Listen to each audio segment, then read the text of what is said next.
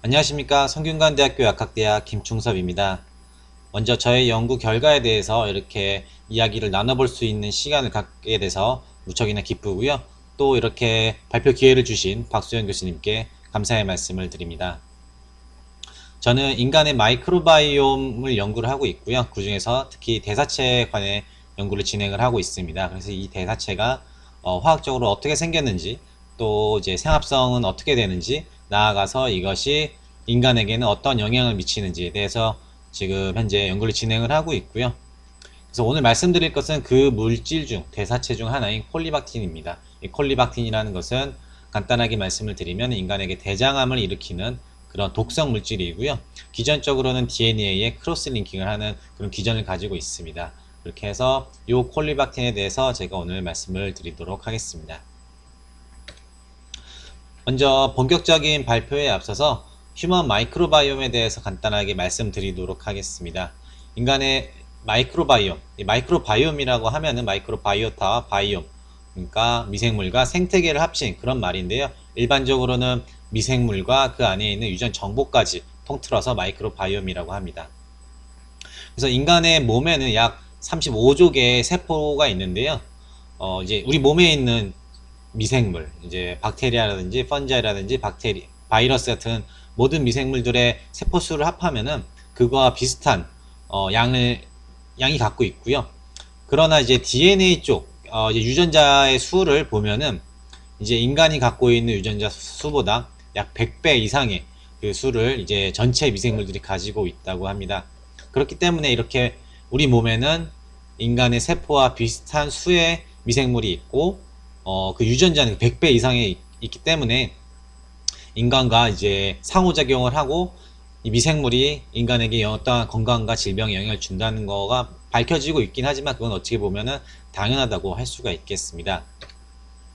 그래서 우리 몸에는 다양한 이제 파트에 다양한 종류의 미생물이 있는데요. 그래서 보시는 바와 같이 이제 구강, 이제 비뇨 생식기계, 피부, 그 다음에 대장, 여기에는 네 개만 나왔는데 이제 최근 연구의 결과에 따르면 눈이나 뇌에도 이제 그 미생물들이 존재한다고 알려져 있고요. 그만큼 우리 몸 전체에 분포한다고 이제 생각을 하면 될 것 같습니다. 그리고 우리 몸에 존재하는 그 미생물 종류도 다양한데요. 대부분이 이제 박테리아가 있고, 그 다음에 곰팡이라든지 이제 바이러스 등 이런 소수의 다른 미생물들이 있고요. 대부분은 박테리아가 이제 대부분이고, 이제 우리 몸에 어디에 분포하냐, 그거를 보면은 이제 주로 이제 대장에 있는 것이 대부분이라고 하고 알려져 있습니다. 그래서 이제 박테리아는 이제 대장에서 다양한 물질들을 만들어내고 이 물질들이 인간에게 이제 영향을 미치게 되는데요. 이 그림을 보시면은 대장이라고 생각을 하시면 되고요. 여기는 이제 박테리아가 있고 이제 대장의 상피세포, 여기는 혈관 이렇게 보시면 되시고요. 이렇게 해서 이 박테리아는 이 대장에서 다양한 물질들, 주로 스몰 몰레큘들을 많이 분비하고 이것이 인간에 영향을 미치게 되는데요. 그래서 여기 보시는 바와 같이 non-ribosomal 펩타이드나 폴리키타이드 물질 또는 이제 RIPP 같은 이런 다양한 물질들을 만들어내서 인간의 대장에 국소적으로 작용을 하든지 아니면은 이것이 혈액으로 흡수돼서 전신적으로 작용을 하는 그런 역할을 하고 있습니다. 그래서 여기 보시는 거는 이제 인간이 공생하는 이제 박테리아가 만들어내는 몰레큘들이고요.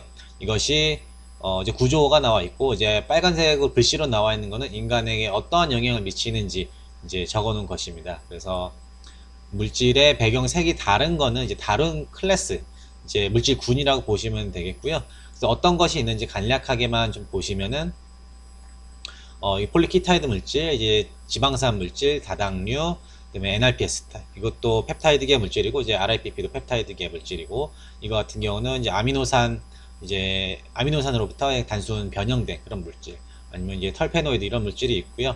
기능적으로 보면은 그 면역을 조절한다든지 이제 신경 전달 물질로 된 작용을 한다든지 아니면 대사에 관여하고 항생제 아니면은 이제 위장관계 운동에 영향을 주는 그런 물질들이 있습니다. 그래서 다양한 물질들이 이제 현재까지 알려져 있고, 이제 다양한 물질군이 다양한 활성을 나타낸다라는 것이 알려져 있는데요. 그래서 오늘 말씀드릴 것도 이런 물질들 중 하나이고요. 그 물질은 이름은 이제 콜리박틴이라고 알려져 있습니다. 그래서 콜리박틴 같은 경우는 이콜라이를 포함한 다양한 이제 장내 미생물이 만들어낸다고 알려져 있고요. 그리고 이 대표적으로 이콜라이라고 제가 이콜라이를 대표적으로 해서 말씀드릴 건데요. 이콜라이에 그 콜리박틴 만들어내는 생합성 유전자가 있습니다. 그래서 콜리박틴, 그래서 CLB라고 이제 명명이 되었고요. 이 생합성 유전자로부터 이 콜리박틴이 만들어진다고 알려져 있습니다. 이 유전자의 존재는 2006년도에 처음 알려졌는데요.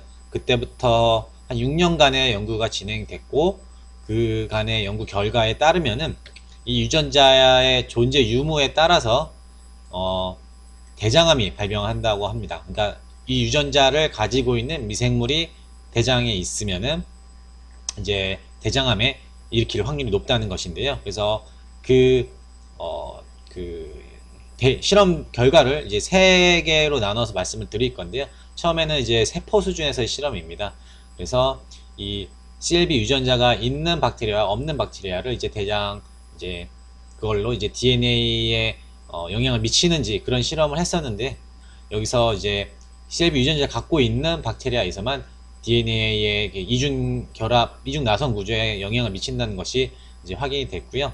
네, 마찬가지로 이 CLB 유전자가 있는 박테리아를 처리했을 때만 이제 종양이 생성이 된다는 것을 이제 마우스 실험을 통해서 이제 검증이 되었습니다. 그리고 마지막으로 이제 건강한 사람과 대장암이 있는 사람의 이제 미생물을 분석을 했는데요. 이제 건강한 사람에 있어서는 21%만이 이 CLB 유전자를 갖고 있는 박테리아를 이제 가지고 있었던 반면에, 대장암 환자에서는 67%가 CLB 유전자를 갖고 있는 미생물을 이제 갖고 있다고 이제 밝혀져서 약 3배 정도 이제 확률이 높은 그런 것이 이제 데이터로 나왔고요.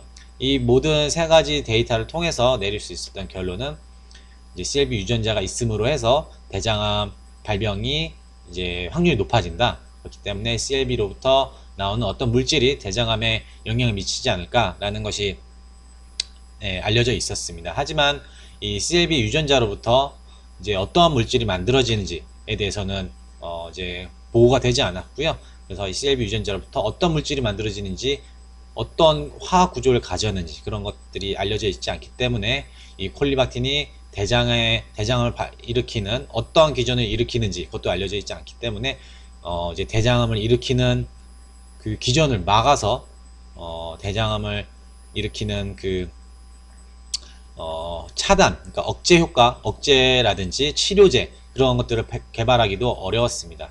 그래서 저의 연구 주 목적은 콜리박틴의 구조를 밝히는 것이었고요. 나아가서 이 콜리박틴 물질이 CLB 유전자로부터 어떻게 만들어지는지 생합성 경로를 밝히고, 나아가서 이 콜리박틴이 대장암을 일으키는데 어떠한 분자적인 기전으로 이제 대장암을 일으키는지, 요 3개에 대해서 이제 연구를 궁금했고, 이것을 궁금증을 풀기 위해 연구를 진행을 하였습니다. 그래서 본격적인 그 실험 내용에 대해서 말씀드리기 전에 간단하게 CLB 유전자에 대해서 알아보고 할 건데요. 이 CLB 유전자는 CLB-A부터 S까지 총 19개의 유전자로 이루어진 이제 클러스터라고 부릅니다. 그래서 바이오시네틱 진 클러스터, 줄여서 BGC라고 하는데요. 이렇게 아무튼 이제 그 19개의 유전자로 이루어진 클러스터로 되어 있습니다. 그래서 여기 보시면은 다른 색깔은 다른 역할을 하는 유전자이고요. 그래서 제가 이제 중점적으로 말씀드릴 거는 하늘색으로 되어 있는 유전자입니다. 하늘색으로 된 유전자는 NRPS, PKS라고 불리우는 유전자인데, 이것들은 보시는 바와 같이 어떠한 물질을 만드는데 빌딩 블락 하나를 이렇게 물질에 이제 합성시키는 그런 유전자로 생각을 하시면 됩니다.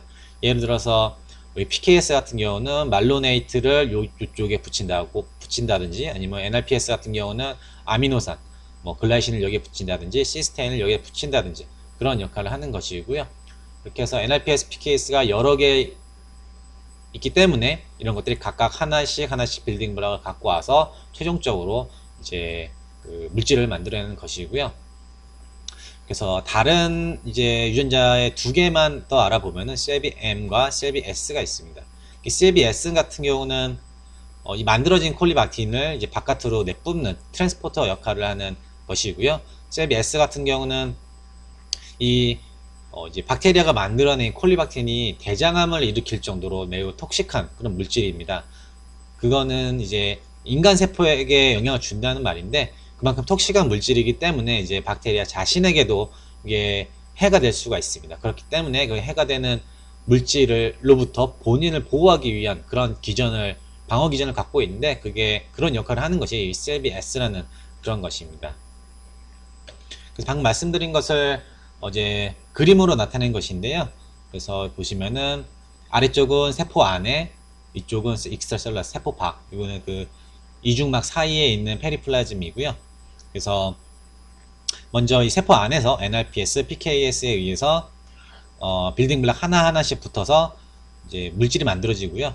콜리박틴 같은 경우는 최종적으로 활성폼이 처음에 만들어지는 것이 아니고요. 그 프로드럭 형태인 프리콜리박틴이 만들어지게 됩니다. 그 이후에 CLB-M에 의해서 그 이중막 사이로 이제 배출이 되고 여기서 마지막으로 CLB-P에 의해서 그 머추레이션이 되는데요. 이 CLB-P가 어떤 것을 하냐 하면은 이쪽에 있는 그 아마이드 본드를 이제 가수분해시키는 그런 역할을 합니다. 그래서 보신 바와 같이 CLB-P에 의해서 이 아마이드 본드가 깨지고 그렇게 해서 이제 최종적으로 활성화된 콜리박틴 물질이 만들어지게 되고 이것이 세포 밖으로 나가서 인간의 대장 상피세포에 작용을 해서 이제 최종적으로 대장암을 일으키는 그런 기전을 갖고 있고요. 그 다음에 아까 말씀드린 CLB-S는 이 활성화된 콜리박틴이 불활성화되게 하는 그런 역할을 하는 이제 엔자임이라고 생각을 하시면 될 것 같습니다. 그래서 제가 처음에 이 프로젝트를 시작한 게 2016년도였습니다. 그때까지 밝혀진 그 생합성 과정인데요. 그래서 보신 바와 같이 CLB, N, P, C, H, I, J, K까지 각각의 엔자임이 어떤 역할을 하는지, 그럼으로 인해서 어떤 물질들이 만들어지는지 이제 밝혀진 상태고요. 이제 제가 하려고 했던 것은 이 CLB-O와 L의 역할, 어떤 물질, 어떤 빌딩 블록 붙이고 어떤 역할을 하는지, 그리고 그로부터 나오는 최종 물질은 뭔지 그것을 밝히는 것이었습니다.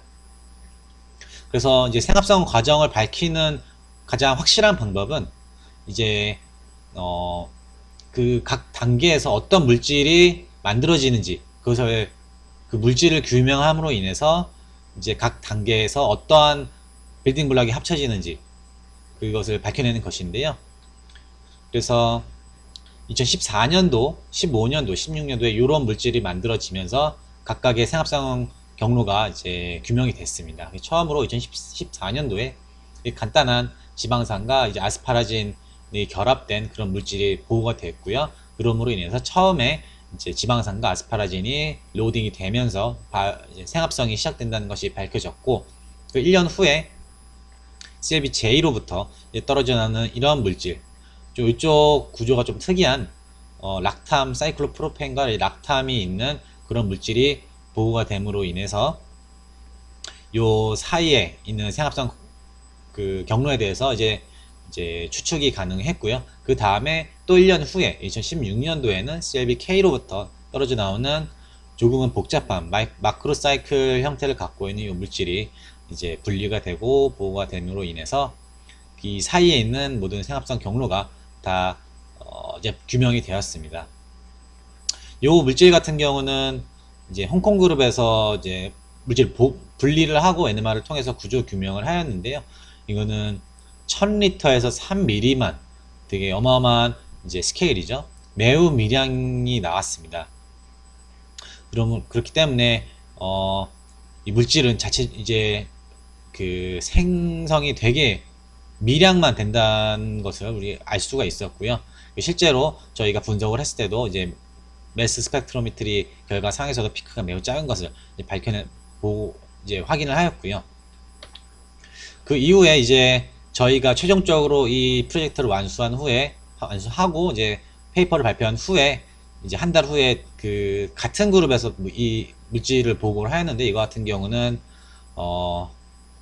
CLB5까지 이제 진행이 된 다음에 떨어진 물질입니다. 그래서 구조적으로는 요거와 비교했을 때 요 끝에 있는 이제 옥사졸링이 더 붙어 있다는 것을 알 수가 있고요.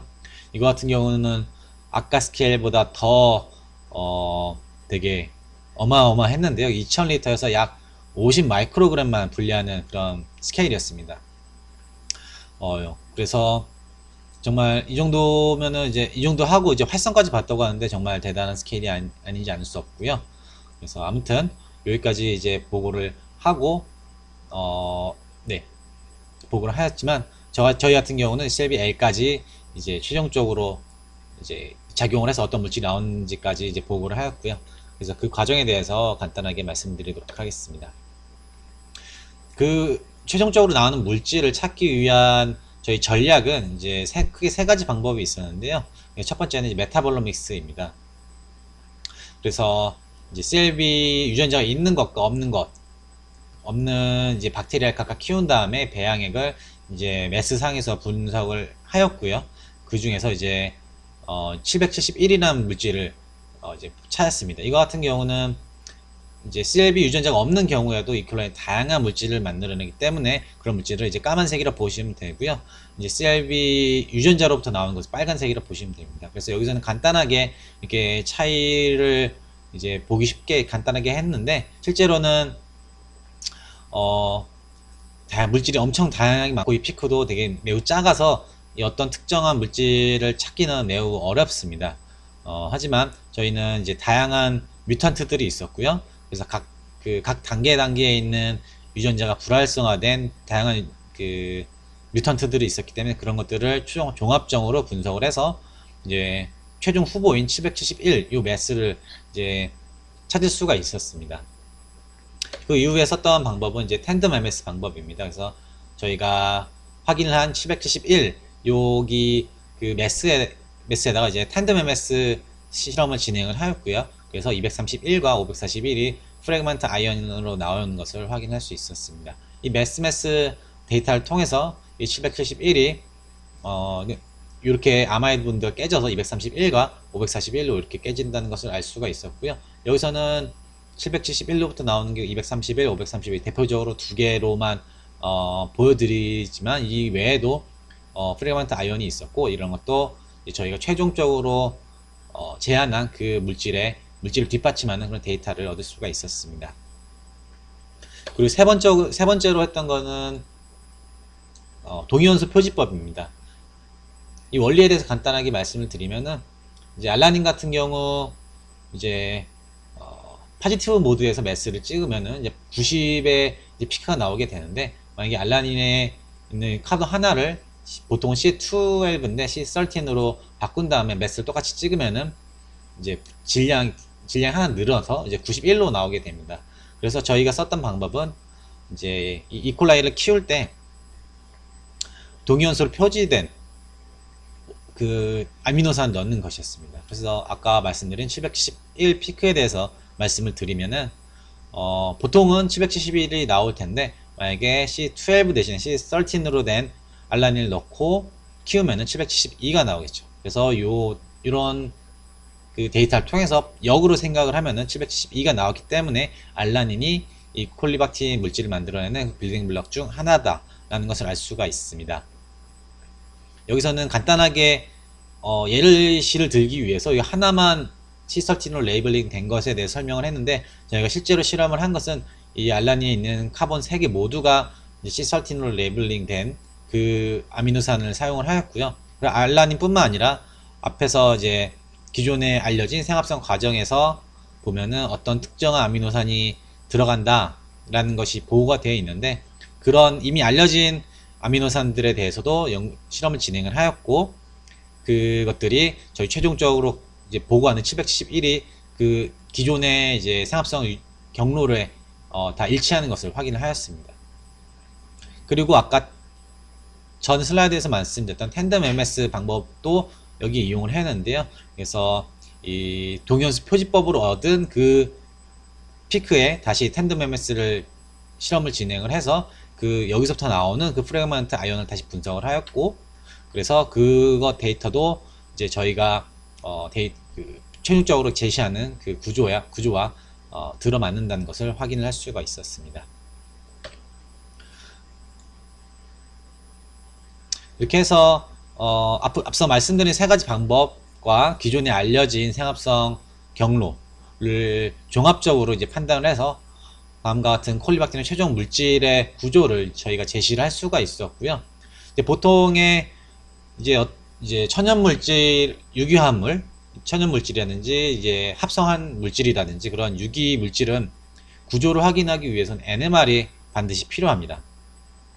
그렇지만 아까 그 중간체들이 나오는 일드에 대해서 말씀드렸다시피 2000리터에서 50마이크로를 분리하는 이 전 단계의 물질만 해도 그렇게 매우 미량이 나오기 때문에 최종적으로 나오는 이 물질의 양은 그보다 더 적다고 저희가 예상을 할 수 있었고요. 그렇기 때문에 이 콜리박틴 최종 물질을 저희가 분리를 하는 것은 매우 어렵다고 판단이 되어서 저희가 제시한 요 물질을 이제 합성 랩과 이제 공동으로 연구를 해서 요 물질을 합성 랩이 유기 합성적인 방법으로 최종적으로 합성을 하였고요. 그 다음에 이것에 대한 매스 데이터, 물성 데이터를 비교해서 최종적으로 구조를 확인할 수가 있었습니다. 첫 번째로 말씀드릴 거는 리텐션 타임을 비교를 하였는데요. 그래서 배양액으로 나온 것과 합성을 통해서 나온 콜리박틴에 대해서 똑같은 리텐션 타임에 이제 물질이 나온다는 것을 알 수가 있었고요. 여기서 데이터 보시는 거는 이거는 배양액에서 나온 건 합성한 거, 그 다음에 이거는 그 두 개의 시료를 섞어가서 찌른 것입니다. 다 같은 리텐션 타임에 나오는 것을 보았고요. 그 다음에 추가적으로 텐덤 MS 데이터를 비교를 하여서 이제 데이터가 일치하는 것을 확인하였고, 이 두 가지 데이터를 통해서 최종적으로 저희가 제시한 콜리박틴 구조의 결정을 할 수가 있었습니다. 이렇게 해서 최종적으로 이제 콜리박틴의 구조를 이제 확인을 하였고, 그럼으로 인해서 저희 역으로 이제 CLB5와 L의 역할, 그럼으로 인해서 최종적으로 총 콜리박틴의 생합성 경로를 저희가 제시를 할 수가 있었습니다. 그래서 CLB5에 의해서 알파 아미노 말로닐 기가 이렇게 도입이 되고, CLB-L은 이제 아미데이즈입니다. 아미데이즈 같은 경우는 아마이드 본드를 깨고 붙이는 그런 역할을 하는 것인데요. CLB-L에 의해서 새로운 아마이드 본드가 형성이 돼서 이렇게 처음에 전구체가 만들어지게 되고, 그 다음에 CLB-P에 의해서 아마이드 본드가 깨지고, 그 다음에 사이클라이제이션이 일어나면서 최종적으로 콜리박틴이 만들어지는구나 라고 저희가 제시를 할 수가 있었습니다. 그렇게 해서 저희가 콜리박틴의 구조와 생합성 경로를 이제 밝혀내었는데요. 그 다음으로 저희가 관심을 가진 것은 이 콜리박틴이 어떻게 그 DNA에 영향을 미치고, 그럼으로 인해서 어떻게 대장암을 일으키는지 그 과정에 대해서 저희가 밝혀내는 것이 그 다음 목표였습니다. 그래서 여기서 보시는 거는 이제 저희가 했던 실험은 아니고 2018년도에 엠바이오에 발표된 논문인데요. 이것이 저희의 그 앞으로의 실험에 대해서 가이드를 주는 그런 데이터가 나왔습니다. 그래서 여기서 어떤 실험을 했냐 하면은 CLB 유전자가 있는 것과 없는 것을 각각 키우는데 이제 거기 추가로 리니어라이즈 플라스미드 DNA를 넣은 것입니다. 넣고 같이 키웠을 때 키웠고, 그 다음에 이제 디내추레이션, 그래서 DNA 이중 나선이 각각의 단일 가닥으로 떨어지게 하는 그 디내추레이션 과정을 거쳤고요. 그래서 그 다음에 DNA 젤을 내렸고요. 그 오른쪽에 보시는 게 DNA 젤 데이터입니다. 그래서 가운데에 있는 게 CLB 유전자가 없는 것, 그 다음에 오른쪽에 CLB 유전자가 있는 그 시료인데요. 보시는 바와 같이 CLB 유전자가 없는 경우 같은 경우는 싱글 스트랜드 DNA만 보였는데, CLB 유전자가 있는 경우에서는 더블 스트랜드 DNA도 보이는 것을 확인할 수 있었습니다. 이로부터 이제 제시할 수 있었던 것은 이제 CLB 유전자로부터 콜리박틴이 나오고, 이 콜리박틴이 DNA에 크로스 링킹을 해가지고 이게 떨어지지 않게, 디내추레이션 과정을 거쳐도 DNA의 이중나선이 떨어지지 않게 잡는다는 것을 확인을 할 수가 있었습니다.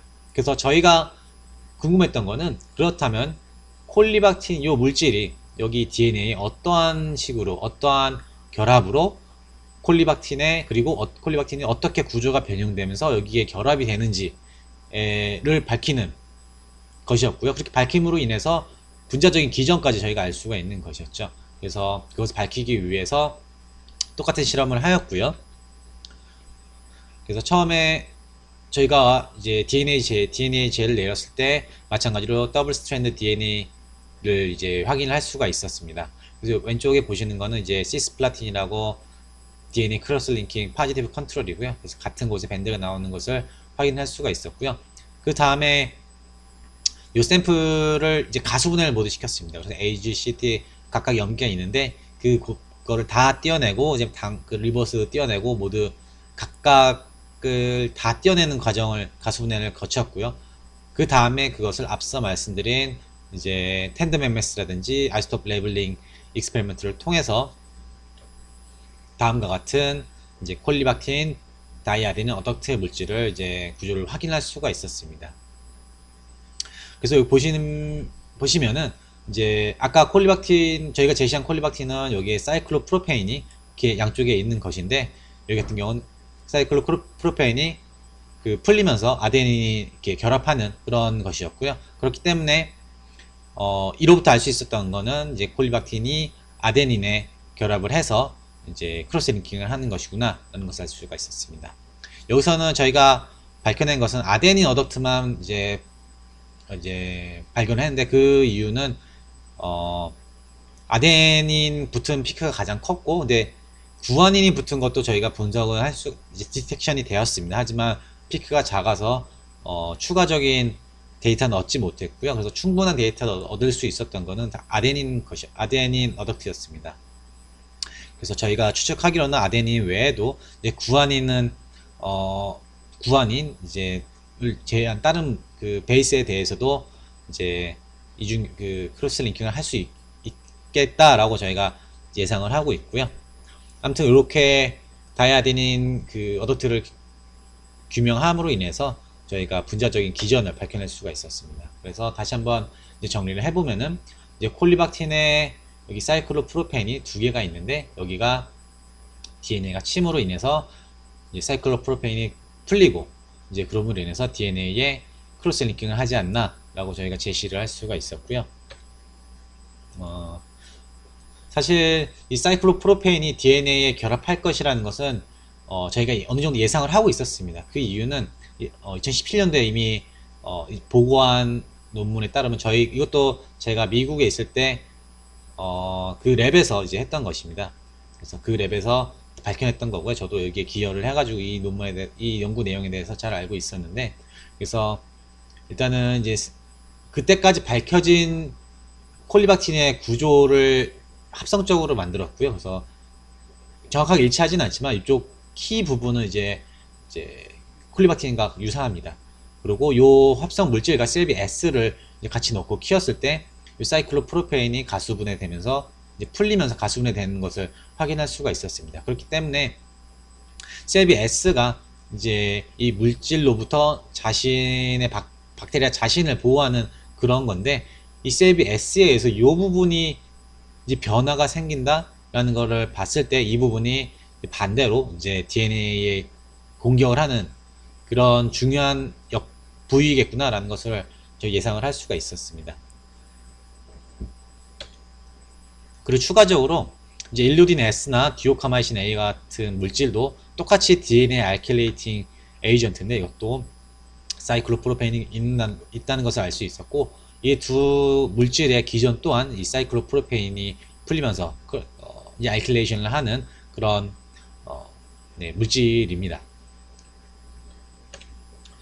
저희가 이제 2019년도에 최종적으로 그 물질을 보고하고 이제 페이퍼를 이제 게재를 해야 했는데, 그로부터 이제 1년 후에 네이처 메디슨에 이제 하나의 논문이 발표가 되는데, 여기서는 저희가 이제 보고한 그 물질과 DNA의 이제 도킹 연구를 하는 것이었습니다. 그래서 도킹 연구를 진행을 했을 때 결과적으로 사이클로프로페인 2개와 이제 DNA에 있는 아데닌과 잘 얼라인되는 것을 확인할 수가 있었고요.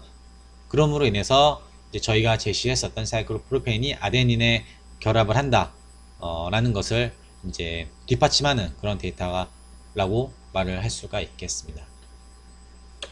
그래서 오늘 말씀드린 것을 간단하게 정리를 해보면은 이제 대장에는 이제 이콜라이가 있고, 이제 이콜라이가 이제 콜리박틴이라는 독성 물질을 만들어내고 이것이 대장암을 일으킨다고 알려져 있는데, 그 어떤 콜리박틴 어떤 물질이고 또 어떻게 생합성되고 또 이것이 어떻게 대장암까지 일으키는지, 이것에 대해서 제가 연구를 진행을 하였고, 결과적으로 이 콜리박틴으로부터, 이 콜라이로부터 다음과 같은 콜리박틴 물질이 만들어지고, 이 콜리박틴 물질이 대장 상피세포에 있는 DNA에 크로스 랭킹을 이런 식으로 이제 함으로 인해서 DNA에 데미지를 주고, 이 데미지가 축적이 돼서 최종적으로 대장암이 유발되지 않나 라고 저희가 최종적으로 제안을 할 수가 있었습니다.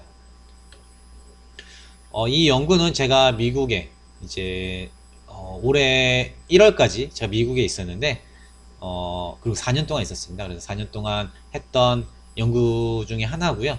그래서 그리고 제가 있었던 랩은 크로포드 랩이고, 이제 공동 연구를 했던 랩이 헐존 랩입니다. 그래서 헐존 랩에 이제 앨런이라는 친구가 주로 합성 연구를 진행을 하였고요. 이 루시라는 친구가 DNA와 이제 콜리박틴의 어덕트 연구를 주로 진행을 하였습니다.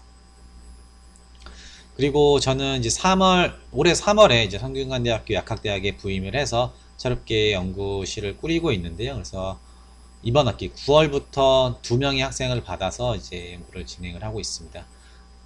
발표 처음에 말씀드렸다시피 저는 인간의 공생 미생물의 대사체에 대해서 연구를 진행을 하고 있고, 이제 장내 미생물뿐만 아니라 피부 미생물, 이제 구강 미생물, 이제 여성 생식기 미생물 등 다양한 이제 인체 공생 미생물의 대사체에 대해서 연구를 진행을 하고 있습니다. 네, 이렇게 해서 오늘 발표를 마치도록 하겠고요. 오늘은 이렇게 코로나 때문에 온라인으로 만나 뵙게 되었지만, 다음에는 이제 오프라인으로 만나 뵈서 직접 여러분들과 얼굴을 뵙고 이야기를 할 수 있는 그런 시간을 가졌으면 합니다. 발표 들어주셔서 감사합니다.